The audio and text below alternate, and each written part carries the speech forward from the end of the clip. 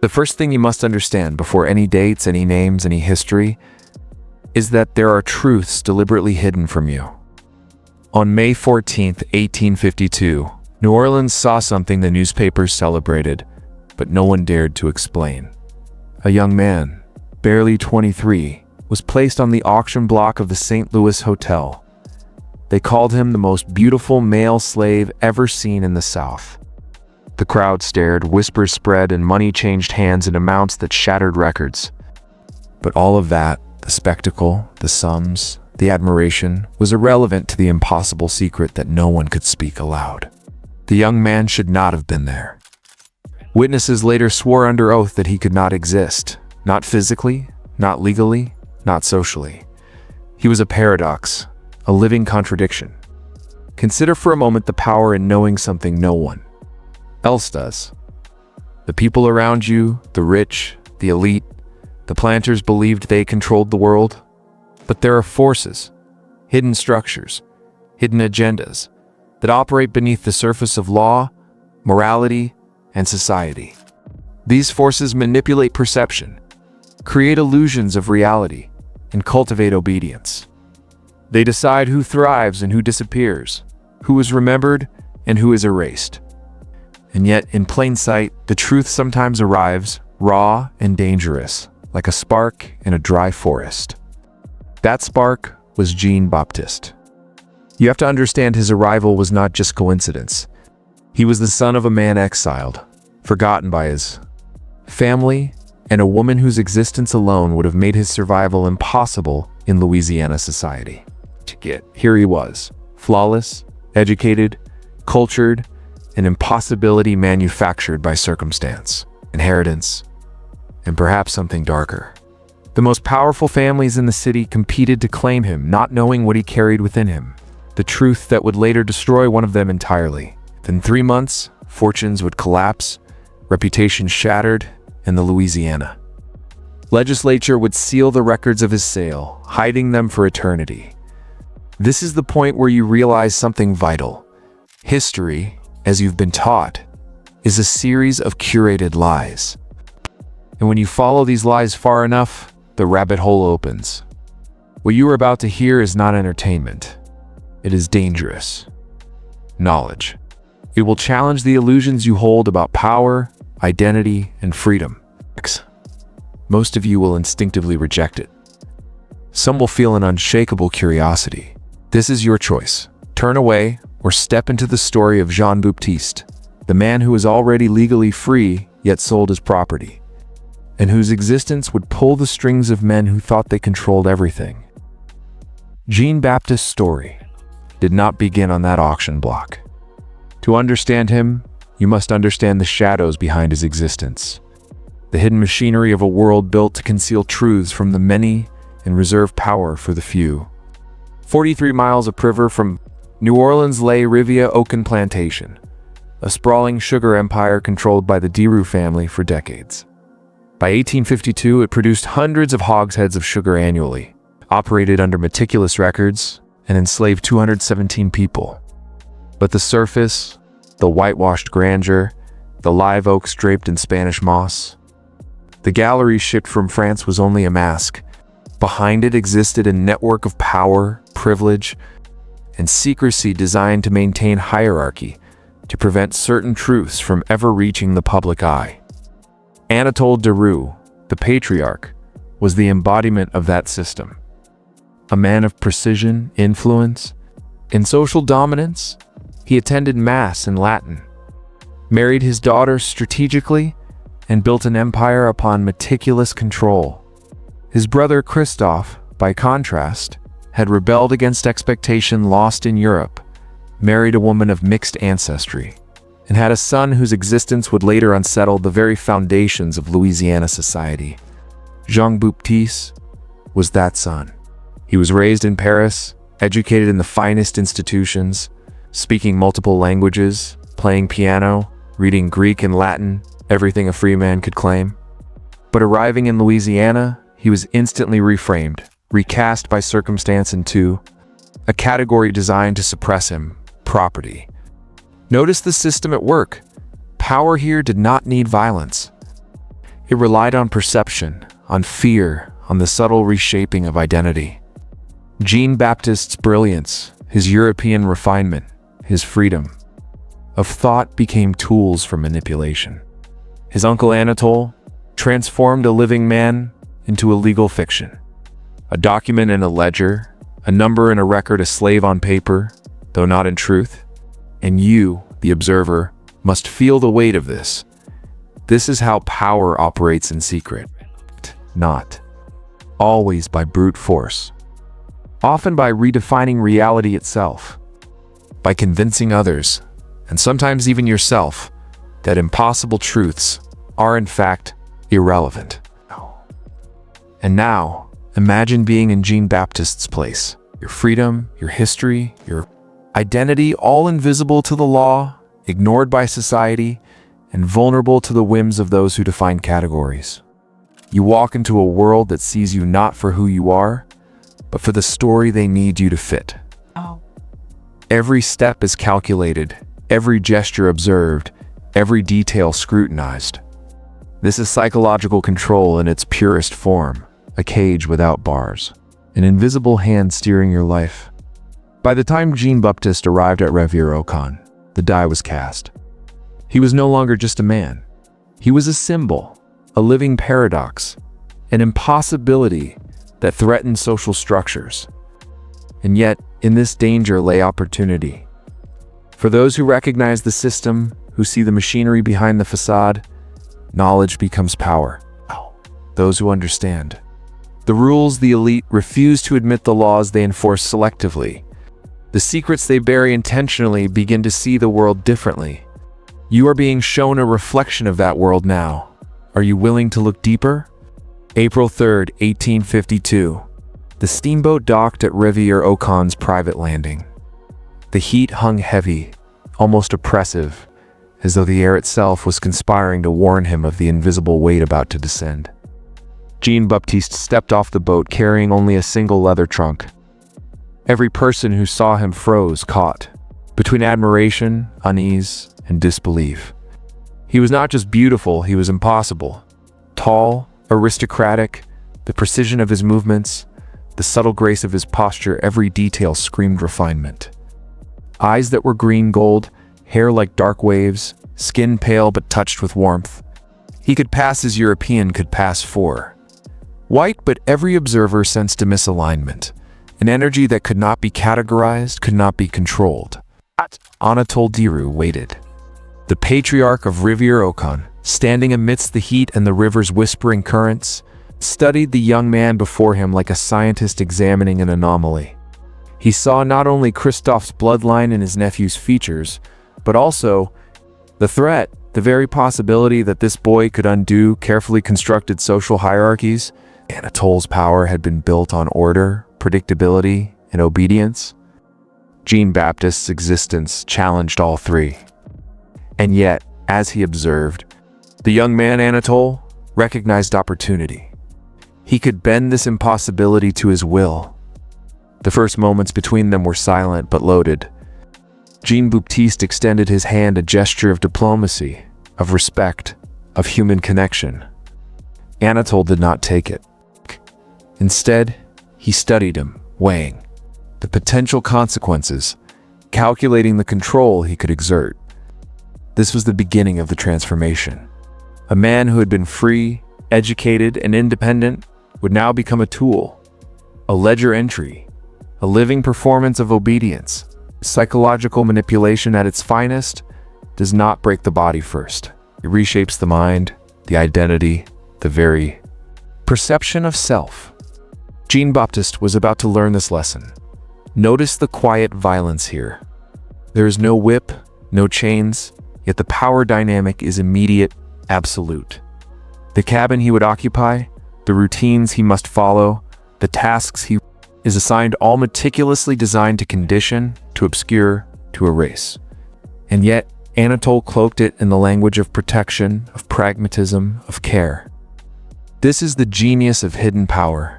It masquerades as benevolence while exercising total control. A free man becomes a servant on paper. Human becomes a variable. In a ledger A living paradox is reduced to a number. By observing this, you begin to understand the structures that govern hidden power. It is not always brute force, not always overt control. Often it is subtle, invisible, psychologically suffocating. The person in control is not merely dominant. They are a sculptor of perception, a shaper of reality itself. And as you watch Jean-Baptiste navigate this carefully crafted web, you recognize something critical. The ability to survive such systems depends not on physical strength, but on awareness, cunning, and the capacity to see the invisible strings guiding your world. Jean-Baptiste entered the small cabin behind Riviere Ocon's main house, space intended for servants, yet now the stage for a far more insidious performance. The room was modest: one bed, a table, a chair, a wash basin, but it carried the weight of confinement. Here, the illusion of safety would intersect with the reality of control. Anatole's instructions were precise. Do not leave. Do not speak to anyone. Do not claim your identity. The young man, born free, educated, and raised in the privileges of Parisian society, was now forced into a masquerade. Every action, every word, every movement would be monitored directly or indirectly. He had entered a world where perception mattered more than truth, and where the law, morality, and human decency could be twisted into instruments of domination. As Jean-Baptiste unpacked his belongings, books, letters, documents of birth, baptism, and education, he realized the paradox of his existence. These papers, meticulously prepared and undeniable in legitimacy, were meaningless in the eyes of Louisiana's social machinery. He was free, yet enslaved. Legally recognized in France, yet treated as property here. The cognitive dissonance was suffocating. Imagine holding irrefutable proof of your humanity while the world systematically ignores it, bending you to its narrative. This is psychological control distilled, shaping not only what others believe about you, but ultimately what you believe about yourself. Marie Claire, one of the house servants, brought his meal silently, observing boundaries, but offering a quiet warning. Be careful. Mr. Deru is practical. And practical men do terrible things because it makes sense on paper. Her words, subtle and fleeting, carried the weight of survival. In this moment, Jean-Baptiste understood that the stakes were higher than personal safety. They were existential. In this system, knowledge alone could not save him.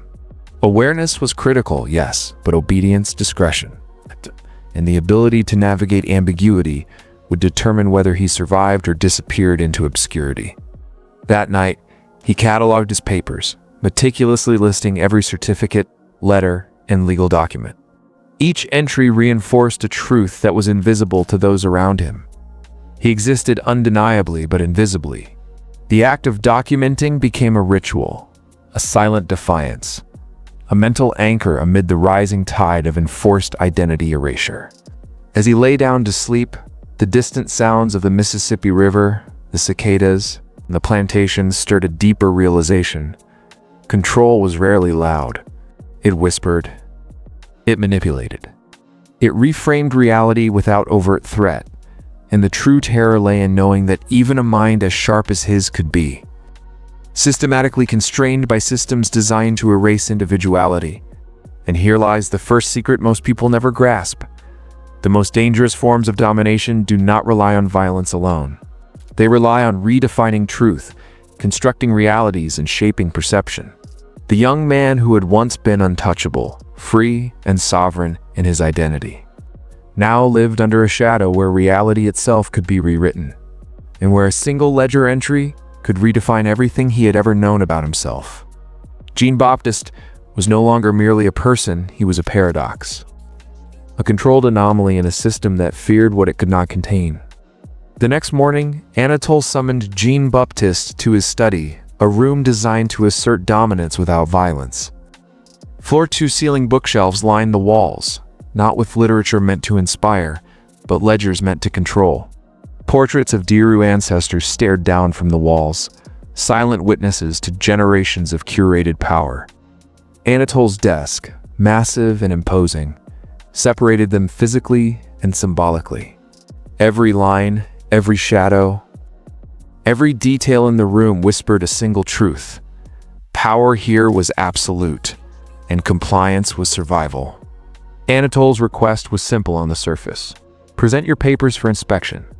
But beneath it lay an unspoken force, the reshaping of identity. Jean-Baptiste, who had carried proof of his freedom, of his lineage, of his education, now had to submit to a man who could legally erase or manipulate his existence at will. The act of handing over his documents was more than submission. It was a surrender of self, recognition that in this space, truth was irrelevant without the sanction of power. Every ledger entry, every signature, every calculation became a tool to redefine reality.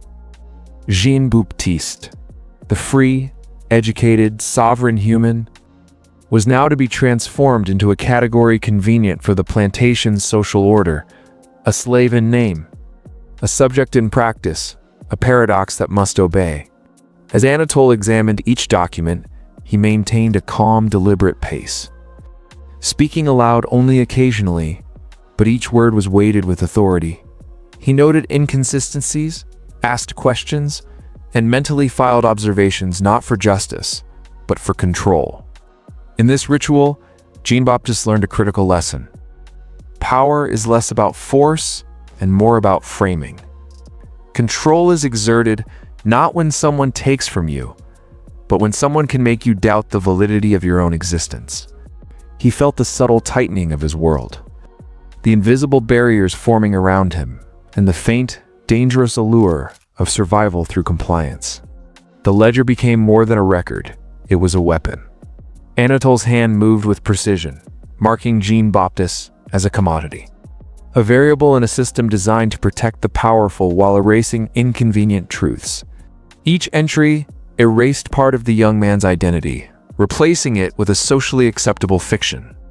He was safe, yes, but safety came at the cost of reality, at the cost of recognition, at the cost of his own agency.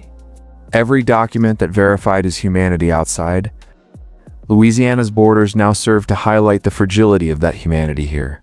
This is the nature of hidden power, the type that men seldom see. It is quiet, systemic, and profoundly psychological. Jean-Baptiste's mind became a battlefield where logic clashed with survival, where education clashed with obedience, and where identity itself was rewritten in service of someone else's order. For the first time, he realized that the most terrifying chains are not forged of iron or rope, they are forged in perception, manipulation, and the invisible but absolute reshaping of reality itself. The first weeks at Rivière-au-Can were a study in subtle domination. Jean-Baptiste, brilliant, cultured, and entirely unaccustomed to subservience, learned quickly that survival demanded obedience more than intellect. Anatole's control was not overt. It was woven into the very fabric of daily life. The cabin, the path he walked to the study, the timing of meals, even the manner in which he was allowed to speak, each element was carefully constructed to reinforce his position as property while preserving the illusion of freedom. In this environment, control was invisible, yet absolute. One misstep, one word spoken at the wrong time, and the delicate balance could collapse. He observed the other servants, men and women who had long been conditioned to navigate these invisible structures. They offered lessons in silence, subtle defiance, and coded communication. Marie, Claire, Eunice, Thomas, each became unintentional mentors in understanding the hidden rules of power. From them, Jean-Baptiste learned that the most effective resistance was invisible. Small gestures, careful observation, the recording of truths that could not be spoken aloud. The plantation functioned like a miniature society of shadows, where survival depended on perception, nuance, and an almost psychic awareness of intent. Jean-Baptiste's own intellect, once a tool of prestige, now became a survival mechanism. His education, his multilingual abilities, and his analytical mind allowed him to anticipate the patterns of the powerful, to understand not only what Anatole wanted, but why he wanted it. Each ledger entry, each instruction, Each subtle look conveyed lessons in hierarchy and influence that could not be learned in a classroom. This was real-world mastery of the invisible systems that govern society, knowledge most men spend their entire lives unaware of. And yet it came at a cost: the gradual erosion of personal freedom, the mental discipline required to suppress his own instincts, and the constant awareness that any miscalculation could mean erasure. Social, legal, existential. And here, the first true test of identity occurred. Anatole required Jean-Baptiste to maintain the appearance of a slave on paper, despite evidence of freedom. This dual existence was psychologically taxing. He was living two realities simultaneously, one that existed in legal documents, truth, and memory. The other, a constructed narrative dictated by power, fear, and survival. The internal tension was immense, a gnawing pressure that threatened to break even the most disciplined mind. Yet in this crucible, Jean-Baptiste began to develop something rare: the capacity to wield the knowledge of hidden systems, to see the invisible strings controlling society, and to use awareness itself as a weapon. This is the first secret most men never recognize. Mastery is born from the ability to endure and understand invisible hierarchies, to navigate them without resistance that draws attention, and to retain self-awareness while outwardly performing compliance. Jean-Baptiste's education now extended beyond books. It was a brutal, real-time lesson in power, perception, and control, an education no one else in Louisiana could provide. And as he walked the path between the cabin and Anatole's study each day, he was both a participant and an observer, learning the language of dominance that would one day reveal the dangerous truths hidden beneath every system of authority. The city of New Orleans buzzed with anticipation on May 14, 1852. Word of the auction had spread through whispers, letters, and the careful circulation of rumor. Elite families, planters, merchants, men who prided themselves on control, converged at the St. Louis Hotel. None could have anticipated the truth, the impossible secret that would redefine the concept of power, privilege, and ownership that day. The young man they came to see was unlike anything the city had ever witnessed. His physical perfection was remarkable, yes, but it was only a veneer over a deeper anomaly. A paradox that challenged the very social fabric of Louisiana. Imagine a man who should not exist in the context of his environment. Legally free, born in Paris, educated in the finest institutions, yet presented as a commodity. 7 witnesses later would swear under oath that what they had seen on that auction block could not have been real, and yet it was. Every gesture, every line of his face, every movement calculated or natural drew attention and admiration, envy, and desire. Men who believed they controlled the world found themselves powerless before the impossibility standing silently on the stage. It was more than beauty. It was a confrontation with the unnatural, the uncontainable, the unknown. Anatole's plan was precise. By reframing Jean-Baptiste as a light-skinned slave purchased from a private sale, he controlled perception while maintaining the illusion of legality. No one could challenge the transaction, yet the power dynamics had shifted. Jean-Baptiste, though appearing compliant, was acutely aware of every eye upon him, every hidden calculation behind the applause, every subtle reaction. He was a mirror reflecting the ambitions, desires, fears of the elite, a human anomaly rendered visible, yet untouchable in truth. This is the essence of psychological dominance. The observer becomes the observed, and the powerful realize their vulnerability in the presence of someone they cannot categorize or control. The sale concluded with a fortune exchanged, hands shaken, and reputations seemingly affirmed. But beneath the surface, forces were already in motion. The family that acquired him unknowingly invited catastrophe. Within 3 months, records would be sealed, fortunes would crumble, and society's perception would be manipulated to hide the consequences of one man's existence. Jean-Baptiste had become a fulcrum, a pivot upon which hidden history would tilt. The very act of acknowledging him, buying him, claiming him unraveled social hierarchies, exposed latent corruption, and illuminated the subtle mechanics of institutional power. And here lies the lesson few ever grasp. The world's true power structures are invisible. They operate in the space between perception and reality. In the manipulation of belief, in the strategic concealment of inconvenient truths, Jean-Baptiste Auxin was not just an event. It was a demonstration of how authority can be both absolute and illusory, how control can be exercised without awareness, and how a single anomaly, a man, a truth, a paradox can destabilize entire systems. Back at Refierocan, Jean-Baptiste entered a new kind of battlefield, the domestic world of the plantation, where rules were unwritten, hierarchies invisible, and consequences unpredictable. He lived in the cabin of the house servants, yet every action placed him under constant scrutiny. The other servants watched him carefully, some with suspicion, others with cautious sympathy. His presence unsettled the established order. He was too educated, too refined, too impossible to fit comfortably into any category. Some whispered that he was a spy, others assumed he was property in name only, while a few recognized intuitively that he embodied knowledge they could never hope to possess. Each day, Anatole reinforced the duality imposed upon him. Jean-Baptiste was a free man on paper, but a servant in action. He handled correspondence, translated letters, and maintained records tasks suited to his intelligence and education. Yet every interaction reminded him that freedom was negotiable. Identity was conditional, and reality was whatever Anatole decreed. Here, the young man learned a terrifying truth. The powerful do not merely suppress individuals, they reshape them. They bend perception, exploit ambiguity, and weaponize compliance.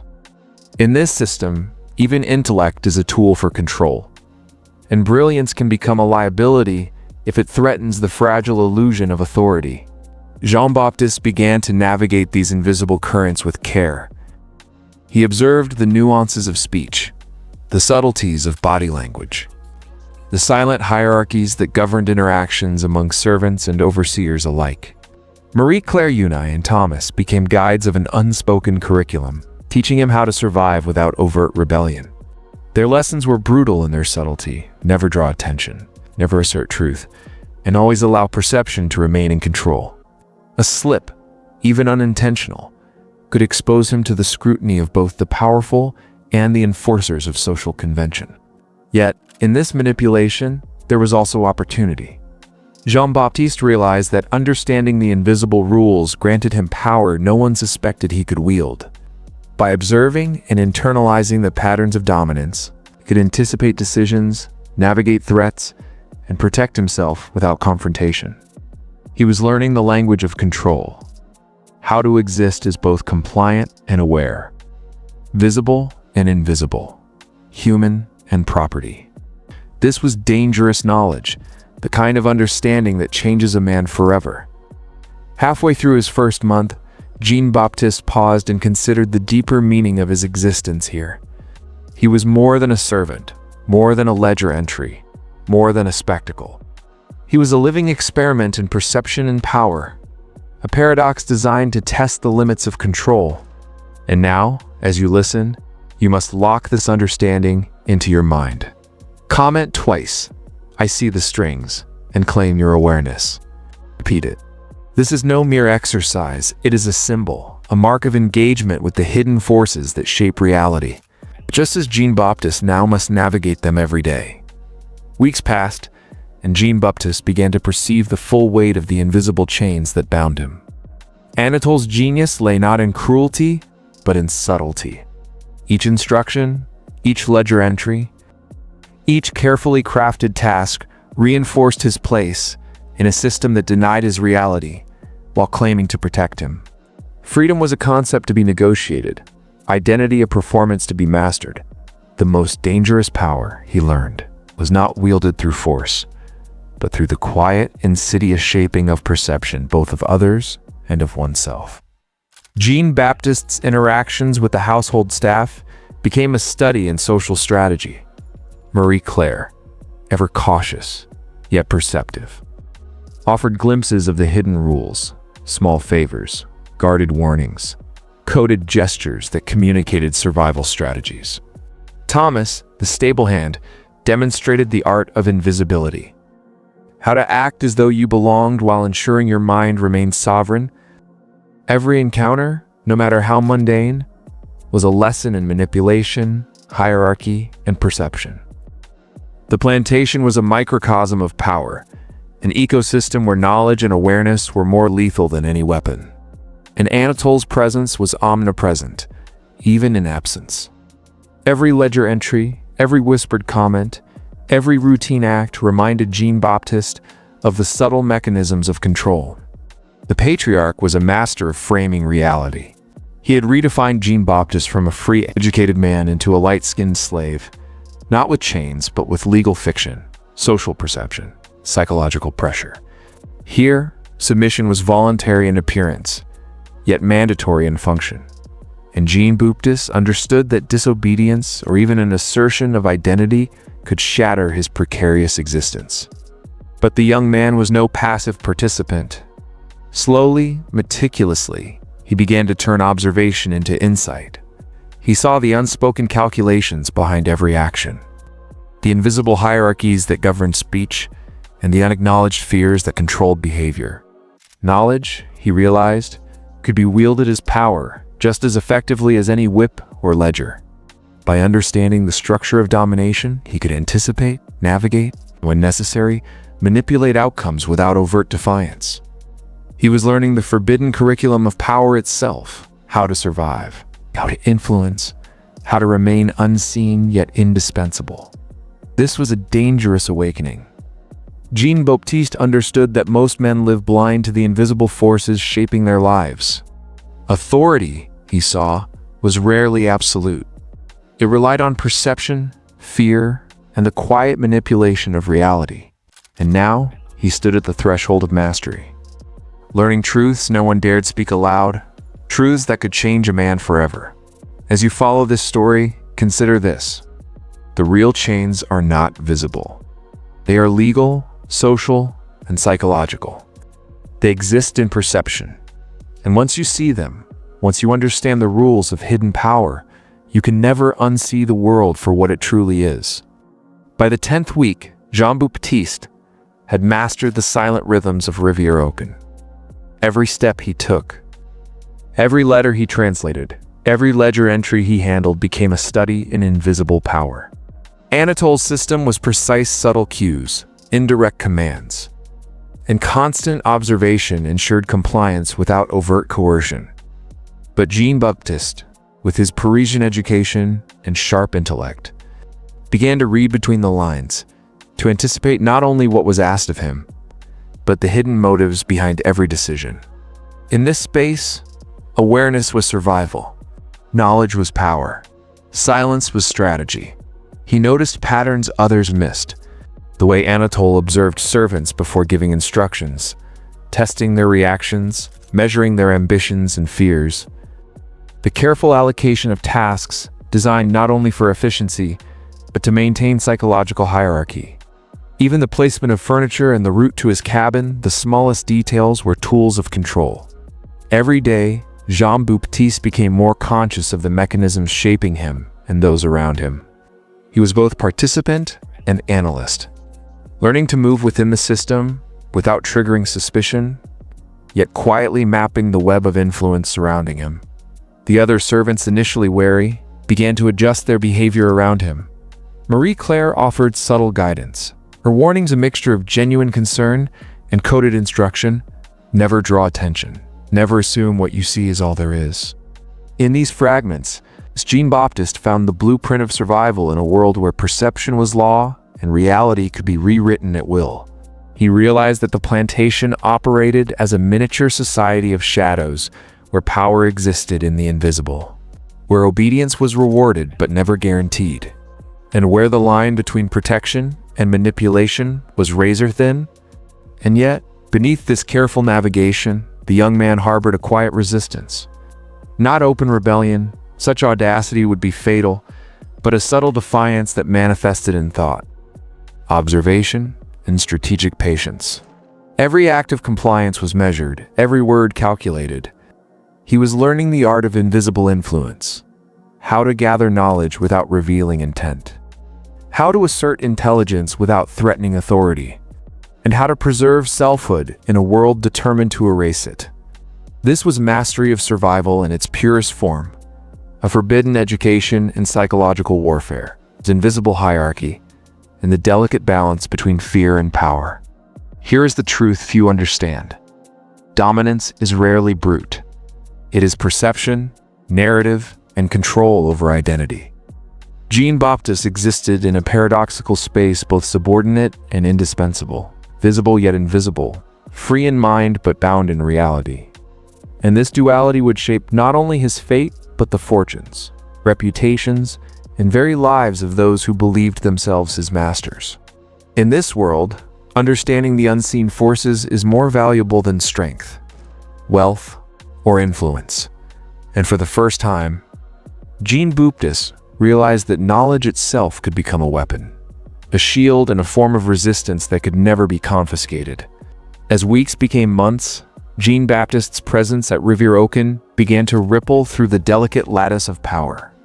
Anatole, a man whose authority had long gone unquestioned, now faced an anomaly he had created. The young man's intelligence, refinement, and quiet confidence were invisible threats. Destabilizing assumptions about hierarchy without a single overt challenge. To the untrained eye, Jean-Baptiste was a servant, obedient, educated, and efficient. To those who looked closer, he was a paradox, a carefully concealed threat that could not be measured, owned, or fully understood. Anatole continued his meticulous oversight, unaware that he was instructing a mind far beyond the tasks he assigned. Ledger entries, correspondence, and translation work became more than mere duties. They were lessons in the architecture of power. Lessons Jean-Baptiste absorbed with surgical precision. He noticed the unspoken hierarchies among the household staff, the subtle favoritism, and the invisible codes that governed obedience and ambition. Each observation sharpened his understanding of how perception could be manipulated, how fear could be harnessed, and how reality could be bent for those who understood the rules. The other servants responded differently. Some grew wary of him, instinctively sensing his potential to disrupt the balance of authority. Others, like Marie-Claire, offered guarded support, understanding that knowledge could serve as protection in a world built on suppression. Every glance, every gesture, every word became a piece in a complex puzzle of social control and resistance. Jean-Baptiste navigated this terrain with care, revealing only what was necessary and withholding insight until the precise moment it could be leveraged. His existence itself became a quiet experiment in influence. How far could one assert presence without provoking fear? How much control could he wield while appearing to comply? And yet, beneath the surface, tension simmered. Anatole, for all his calculated prudence, underestimated the psychological complexity of the young man he had brought into his world. The very act of redefining Jean-Baptiste as a light-skinned slave planted the seeds of instability. It forced the young man to live in dual realities, one defined by law, reason, and truth, the other by perception, fear, and imposed identity. This duality was a pressure cooker, shaping Jean-Baptiste's mind into a tool of strategy and observation. Every interaction, every whispered conversation, and every unspoken rule became part of his education and power. Here lies the lesson buried in history's shadows. Systems of authority fear the unknowable, the uncontainable, the paradox that cannot be categorized. Jean-Baptiste's very existence, educated, freeborn, and impossibly skilled, challenged the foundations of Rivière Aucun. What appeared to be a simple arrangement of control was in fact a volatile experiment. And the slightest miscalculation would trigger consequences no ledger, law, or social expectation could contain. In this quiet tension, the stage was set for chaos, revelation, and truths hidden for decades to come. By midsummer, the invisible chains that bound Jean-Baptiste began to fray not through rebellion, but through observation, subtle influence, and the quiet realization of power's fragility. Anatole, for all his meticulous control, underestimated the consequences of introducing a paradox into a system built on perception. Each interaction now carried hidden weight, a look, a phrase, a hesitation. The plantation staff began to sense it. Something in Jean-Baptiste's presence unsettled long-standing hierarchies. Even those who had initially guided him, like Marie Claire, whispered quietly that the young man possessed knowledge and awareness far beyond what his role suggested. Anatole's control, previously absolute, began showing cracks. Small discrepancies in routine, the faintest hesitation in obedience. The subtle recalibration of tasks, all were imperceptible to most, but clear to Jean-Baptiste. Every ledger, every assignment, every instruction became a test of perception. He learned to wield this understanding carefully, exerting influence without overtly defying authority. Each calculated move reshaped the dynamics of Rivière-Aucun subtly, like water carving stone. The plantation, previously a place of rigid order, was now a field for psychological chess where intellect, awareness, and patience became weapons more potent than whips or chains. Word of the auction of the extraordinary young man purchased for a fortune had not entirely faded. New Orleans elite still whispered about the impossibility of his existence. The anomalous beauty, the sophistication, the paradox of a man legally free yet sold as property. These whispers created pressure outside the plantation. A reminder that power was never purely local. It extended through networks, reputation, and perception. Anatole, though seemingly unshaken, could not fully control the social echoes of his decision. Jean-Baptiste's presence acted as a mirror to the powerful, reflecting greed, fear, and envy, exposing cracks in their carefully constructed facades. And within the plantation itself, the psychological tension reached its first subtle climax. Jean-Baptiste's dual identity, both subject and observer, created unease. Not through confrontation, but through existence alone. The staff began to question assumptions, to notice contradictions, to reassess what they thought they knew about hierarchy, power, and authority. This is the most insidious form of influence, the kind that does not coerce, but illuminates vulnerability. Jean-Baptiste had become a living paradox, a subtle catalyst for destabilization, and a warning of what happens when truth and perception collide. Here is the hidden truth most men never learn. The structures of power are fragile, and the presence of one exceptional individual can unravel what centuries of control sought to cement. Jean-Baptiste had entered this world as an apparent subordinate. Yet with every silent observation, every calculated gesture, every subtle act of awareness, he began to shape outcomes in ways no one anticipated. And as you watch, understand this awareness itself is dangerous knowledge. Recognizing invisible systems of control is the first step toward mastery. The first step toward changing the rules that bind everyone else without them ever noticing. As the weeks wore on, the stakes at Rivière-Aucun grew more dangerous. Jean-Baptiste's existence, a paradox of freedom hidden under the guise of servitude, was no longer a quiet anomaly. Every action he took, every interaction he had, subtly shifted the balance of power around him. Anatole, unaware of the full extent of the influence he had unleashed, maintained his routine of careful control, believing he had tamed the situation. But control, Jean-Baptiste knew, was never absolute. It existed only until someone recognized the invisible threads that bound them all. The servants, already attuned to the nuances of plantation hierarchy, began noticing fissures in Anatole's authority. Subtle tensions emerged. A whispered comment here, a cautious glance there, an unspoken acknowledgement that Jean-Baptiste's intellect and composure placed him in a category entirely apart from the established order. Even those loyal to Anatole sensed it. Marie Claire, who had guided him in the silent rules of survival, warned with a soft intensity, "He does not yet understand, but the walls will crack. Be careful, Jean-Baptiste." Those words carried weight far beyond instruction. They were prophecy. A recognition that his very presence was destabilizing centuries of control. Meanwhile, rumors beyond the plantation continued to spread. The auction, the impossible beauty, the extraordinary talents of the young man, all echoed through the elite circles of New Orleans. Families who had vied for ownership in whispers began to feel the stirrings of consequences. Unseen pressures mounted as reputations, alliances, and fortunes teetered on fragile foundations. What appeared to be a simple transaction, a private sale of a single individual, was in fact a trigger. The mechanisms of social, financial, and psychological control were beginning to unravel, all because of one man's impossible existence. Jean-Baptiste, ever aware, understood the implications. He was no longer merely surviving. He was a silent agent of change. Every letter translated, every ledger entry processed, every small observation became a form of influence, a way to navigate, redirect, manipulate outcomes without ever breaking the surface.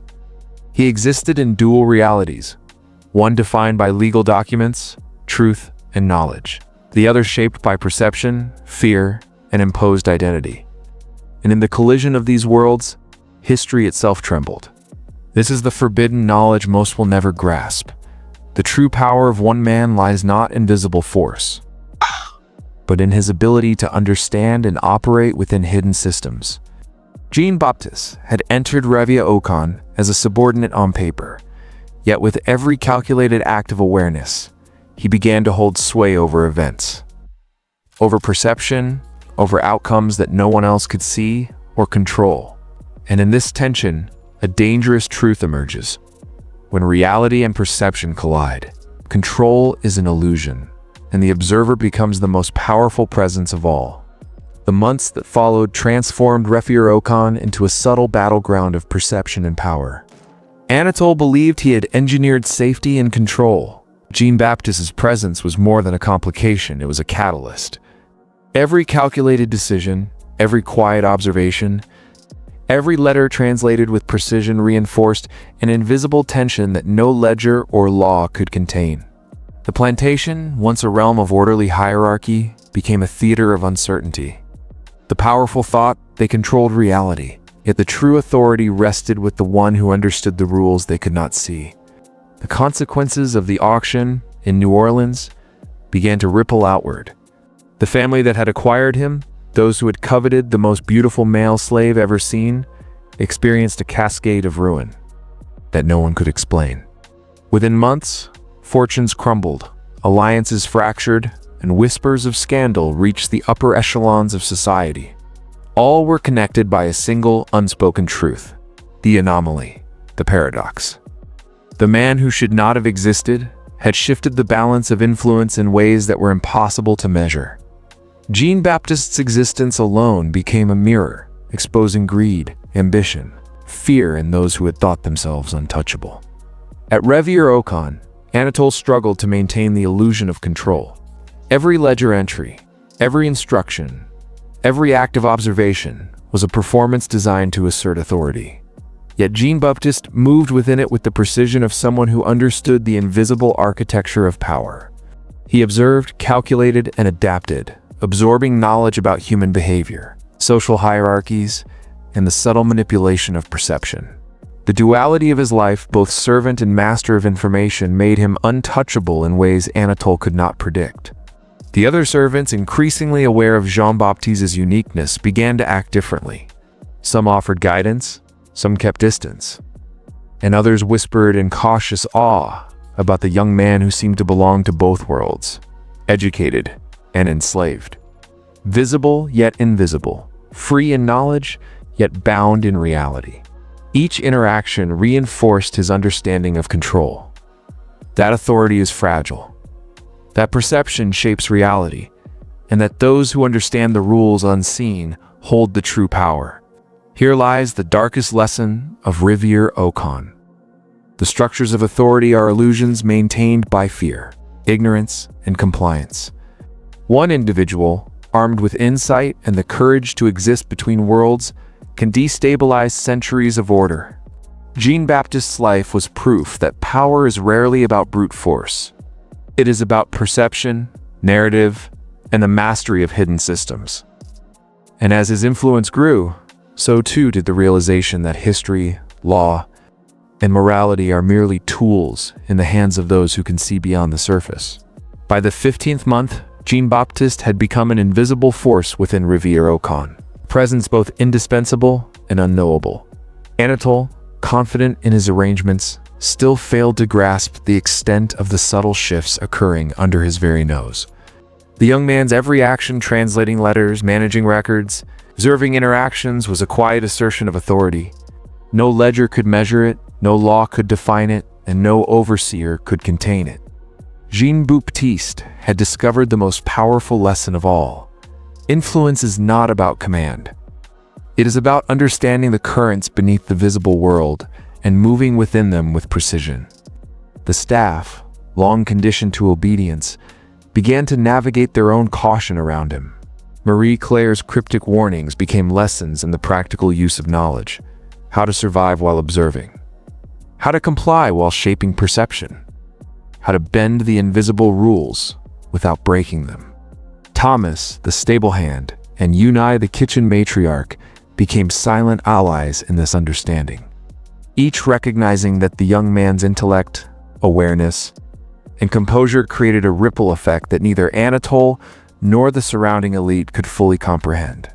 His presence subtly redefined the hierarchy of the household, creating an unspoken network of influence that extended beyond the confines of the plantation. Beyond Rivière-au-Can, the social consequences of the auction continued to echo. Families who had vied to purchase him, who had once believed themselves to control fate itself, faced ruin in ways they could neither trace nor prevent. The invisible power of perception, now amplified by Jean-Baptiste's existence, had reshaped the social and financial landscape of New Orleans. What was considered rare fortune had become a source of quiet terror. One man legally free, yet publicly defined as property, destabilized a society obsessed with ownership, status, and reputation. Jean-Baptiste, acutely aware of his position, moved with deliberate caution.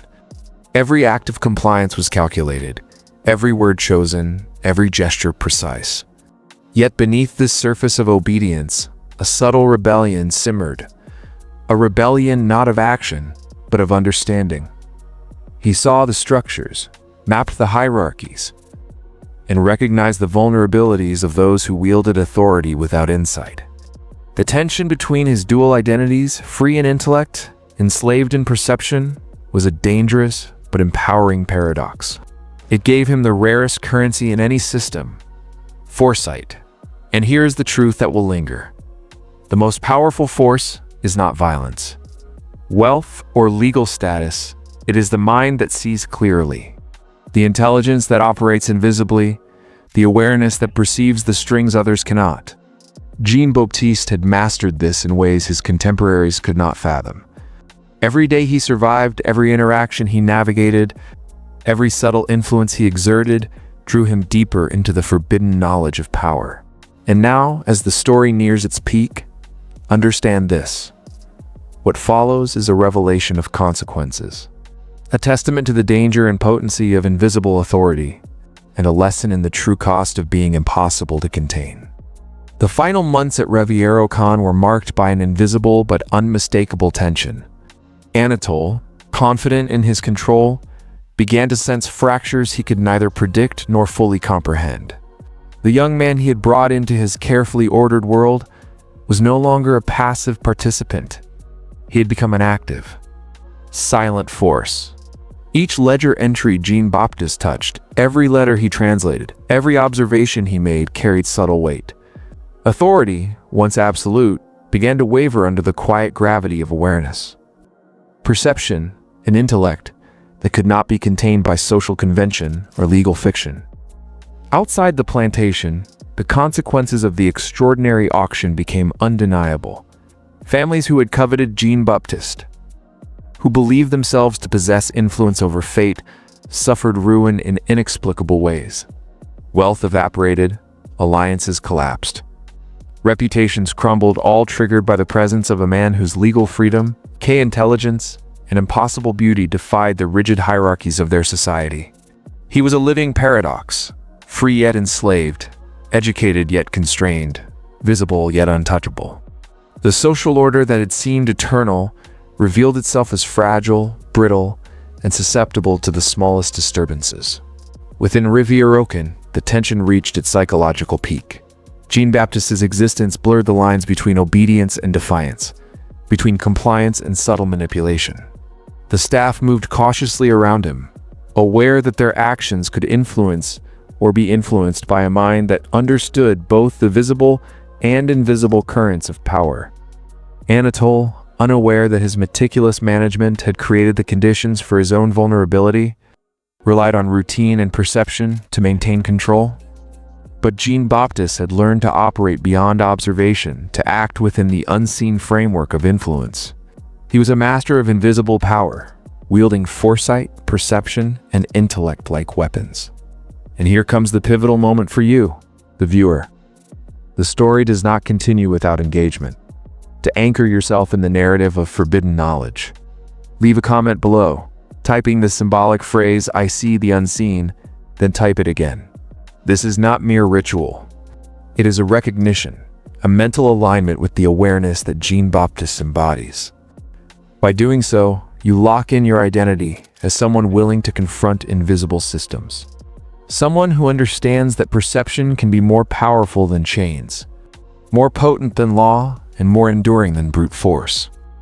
This is the dark truth that history rarely reveals. The structures of authority are illusions, sustained by fear, ignorance, and compliance. One exceptional individual, aware of the unseen rules, can unravel them from within. Jean-Baptiste's life proves it. Anatole's careful calculations, the plantation's rigid hierarchies, and the social order of New Orleans were destabilized not by rebellion or violence, but by awareness, by perception, by intelligence. And as the consequences of this subtle disruption cascade outward, we are reminded that power, in its most dangerous and enduring form, is invisible, and it is always waiting for those who see it. By the time Jean-Baptiste had been at Refuerocon for nearly 2 years, the plantation was no longer the same place it had been. The carefully constructed hierarchies, the invisible chains of authority, the unspoken rules, all had been tested, bent, and in some ways broken. Anatole, the man who believed in control through meticulous record-keeping and rigid enforcement, faced the consequences of a system that could not contain the extraordinary. He had transformed a freeborn, educated young man into a symbol, a paradox that exposed every weakness in the structures he thought immutable. Jean-Baptiste himself had been shaped by the crucible of survival. He had learned the language of power without ever speaking it aloud. He had walked the line between compliance and subtle defiance, turning observation into influence and knowledge into armor. Every ledger entry, every translated letter, every cautious interaction had been a lesson in hidden authority, an education in the manipulation of perception, the orchestration of influence, and the control of reality from the shadows. He had survived, yes, but he had also transformed the world around him, leaving traces of disruption that could not be undone. The wider consequences of his existence echoed far beyond the plantation. The families who had once sought to possess him as property faced ruin, scandal, and social disintegration. The auction, remembered for its impossibly high price and the young man's beauty, had been more than a transaction. It had been a fulcrum, shifting fortunes and revealing the fragility of social and financial power. Jean-Baptiste's very presence proved a truth that few dare confront. The structures we believe permanent are only as strong as the ignorance, fear, and obedience that sustain them. Now, as we conclude this forbidden history, consider what has been revealed. Awareness is dangerous. Knowledge is power. Perception can outweigh law. Intellect can outmaneuver brute force. A single individual, operating in the shadows of obedience, can reshape reality. Jean-Baptiste's life is a testament to the invisible forces that govern societies, the psychological control systems that bind men, and the truth that the most extraordinary power often comes from the quiet mastery of unseen rules. If this story has opened your eyes to the hidden dynamics that shape our world, leave a comment below with the phrase, "I see the unseen," then type it again. Like, share, and subscribe to Fear Liturgy to continue exploring the forbidden, the hidden, and the truths they never wanted you to know. Remember this: the world is not as it seems. Reality bends under perception, and power always belongs to those who understand the rules no one else sees. Step carefully, see clearly, and awaken.